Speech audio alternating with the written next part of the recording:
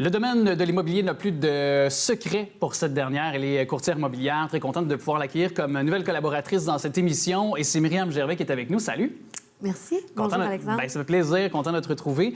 Il y a des nouvelles lois qui ont été mises en vigueur par différents paliers de gouvernement depuis 2018. Mais là, c'est vraiment de façon peut-être plus précise pour les gens qui sont à la recherche de maisons, sont en quête peut-être de leur projet de rêve, de le concrétiser depuis juin dernier. Et c'est important parce que pour l'acheteur, pour le vendeur, ça a quand même un impact, là. Tout à fait. On a, dans le fond, depuis 2018, que l'organisme de régulation pour le courtage immobilier travaille avec le ministère des Finances, puis ils vont réviser, en fait, les formulaires obligatoires du courtage immobilier. Le but, c'est vraiment d'harmoniser tous les changements qu'il y a eu à la loi avec les nouveaux documents, puisque les nouvelles lois ne reflétaient pas, en fait, les documents qu'on avait avant. Puis la nouvelle réalité aussi de nos jours.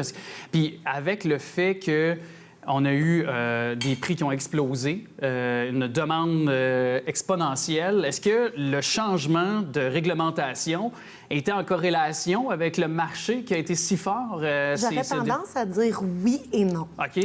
Non, parce que ça a commencé tout ça en 2018, les changements à être discutés. C'est sûr que 2019, 2020, 2021 ont comme accéléré le processus. Et là, il y avait aussi les consommateurs qui demandaient à ce qu'il y ait une régulation à ce niveau-là, parce qu'on avait peut-être l'impression que c'était les courtiers qui faisaient ça, mais on sait que c'est le marché qui dicte, en fait, le travail aux courtiers. Donc, on est venu vraiment harmoniser tout ça. Mais c'est sûr que quand les prix sont élevés des maisons, on va se le dire, ça fait plaisir aux courtiers aussi, hein? Un petit peu. Dans le marché où on était, c'était pas nécessairement le cas, mais oui, pour certains cas, ça peut... Oui. Ça peut être plus payant sur vendre une maison. Bien, on fait des meilleurs... on atteint des meilleurs objectifs pour nos clients. Oui, c'est ça. On va se le dire. Moi, j'ai le droit de le dire. Moi, j'ai le droit de le dire. Je suis l'animateur, j'ai le droit de le dire. Mais dans ces changements-là, si on y va un petit peu plus de façon plus précise, plus en profondeur, quels ont été donc ces changements au contrat de courtage là, pour les gens qui nous écoutent, qui peut-être se sont portés acquéreurs ou qui sont vendeurs actuellement? Bien, tous ces changements-là, en fait, là, je vais les décrire un petit peu plus en détail, mais c'était surtout pour venir expliquer aux consommateurs c'est quoi leurs droits, mais aussi leurs responsabilités, puis la responsabilité des courtiers. Je vous dirais que le principal changement a été l'interdiction de double représentation au niveau des courtiers. Ça veut dire qu'un courtier vendeur qui signe un contrat avec le vendeur, met la maison en vente, il n'a pas le droit de représenter l'acheteur dans l'achat de la propriété qu'il vend. Alors ça, c'est un très, très gros changement parce qu'il y avait une grosse tendance populaire à croire que si on appelait directement le courtier inscripteur, on serait en mesure là, de venir négocier la commission. Plus facilement, peut-être de sauver de l'argent, les coûts. Malheureusement, selon la loi, ça n'a jamais été permis. Bon, on sait que des fois, même s'il y a de la loi, il y a des gens qui la contournent. Mais maintenant, avec la nouvelle loi, on ne peut plus la contourner puisqu'on doit absolument le mettre au contrat qu'on ne représente pas l'acheteur en tant qu'inscripteur et qu'on ne peut pas donner aucun conseil. Donc, l'acheteur peut choisir quand même de faire affaire, sauf qu'il va être informé qu'il n'est pas représenté et que le courtier devient un peu un preneur de commande. OK.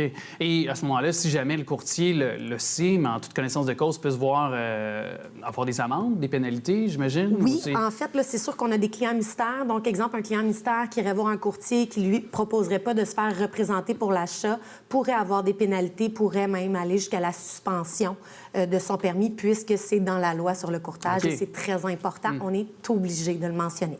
Puis, c'est sûr que, donc, ce qu'on parle aussi, c'est que c'est les changements à la promesse d'achat, là, si je comprends bien également. Plusieurs documents importants comme la promesse d'achat, la déclaration du vendeur, mais aussi le contrat de courtage-achat qui devient obligatoire lorsqu'on représente le client acheteur. OK.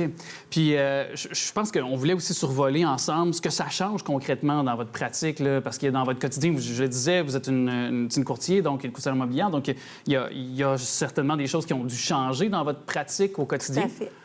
Tout à fait, mais c'est surtout des précisions et des ajouts de questions, surtout au niveau de la prescription acquisitive. Là, on se dit, mon Dieu, mais qu'est-ce que c'est que la prescription acquisitive? Avant, dans les questions, on n'avait pas vraiment de questions qui se rapportaient à ça.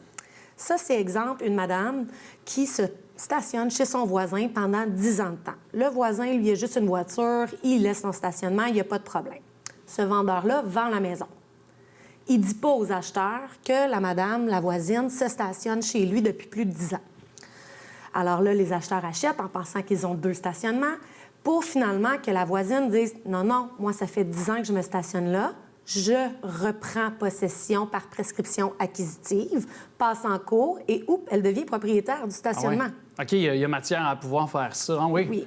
Alors là, le vendeur dit, oui, mais tu sais, c'était une entente à l'amiable. Oui, mais c'était plus que 10 ans. Elle a été chercher ses droits et là, on est en préjudice vers l'acheteur qui, lui, pensait avoir 2 stationnements, mais finalement, on en a un. OK. Imaginez, dans le temps de Montréal, ça peut être tout un conflit. Ça peut être un problème, mais même ici, territoire Lavallois, il y a des endroits où, tu sais, de plus en plus, il y a de moins en moins d'espace, beaucoup de quartiers qui se construisent aussi, c'est en effervescence. Alors, tout à fait. Faut être conscient de ça, mais je pensais pas que, même si le terrain ne nous appartient pas, que par la durée, la longévité, par exemple, d'une entente à l'amiable. Mais ça doit être difficile à prouver quand même pour quelqu'un qui veut garder son droit. C'est sûr que les voisins savent que ça stationne là depuis toujours. Donc, on va devant le juge, on donne nos preuves et lui dit oui. Alors, dans ce cas-là que je vous parle, la madame a eu droit au stationnement et le vendeur a dû dédommager les acheteurs pour la perte du stationnement. Donc, maintenant, à la déclaration du vendeur, on va demander est-ce que la clôture a déjà été changée? Parce qu'on peut déplacer la clôture d'un côté à l'autre. Est-ce qu'il y a des choses comme ça qui ont été changées? Fait qu'on va venir vraiment préciser pour être sûr qu'il n'y a pas de situation qui n'est pas déclarée. C'est très, très pertinent ce qu'on jase depuis les dernières minutes, toujours avec Myriam Gervais, bien sûr, qui est courtière immobilière. Mais là, il nous reste à peu près 2 minutes. Puis, évidemment, on a dévoilé des chiffres comme quoi que le marché avait un peu ralenti après avoir été pendant 1 année et demie, 2 ans, vraiment tu sais, au plafond ou presque, des possibilités de prix. Est-ce que là, justement, vous remarquez cette même chose? On remarque un ralentissement, on remarque une baisse des prix des demeures. Donc, pour ceux qui sont peut-être des acheteurs actuellement, c'est peut-être un meilleur marché pour eux actuellement? Oui. Ce qui est arrivé dans les dernières années, c'est qu'on avait très peu de vendeurs et énormément d'acheteurs. Donc, on sait que dans un marché, lorsqu'on a une... L'offre et la demande. Exactement. Les prix ont beaucoup augmenté. Avec l'augmentation des taux d'intérêt, on a de moins en moins d'acheteurs qui se qualifient, mais aussi beaucoup d'acheteurs qui ont mis de côté le rêve de s'acheter une maison. Donc, c'est sûr que là, on commence à avoir moins d'acheteurs et on commence à avoir plus de maisons à vendre. Alors, c'est sûr qu'au niveau des prix, on va aller vers une diminution. Mais là, il ne faut pas s'énerver avec les 30-40 de diminution. On a eu 2 années records. Fait que c'est sûr que si on compare ce mois-ci aux 2 mois des années précédentes, c'est sûr qu'on va être en baisse. On était en augmentation exponentielle. Ouais. Moi, je dis que ça se stabilise. OK. Donc, prenez-le comme vous voulez, mais si on vend moins cher et qu'on achète moins cher, ça peut bénéficier, en fait, les gens qui ont attendu parce qu'ils ont besoin de plus grand. Puis là, 2 ans, mais ça ne valait pas la peine. Intéressant, cette conversation. Myriam Gervais, merci beaucoup d'être passée dans nos studios. Merci à toi de m'avoir reçu.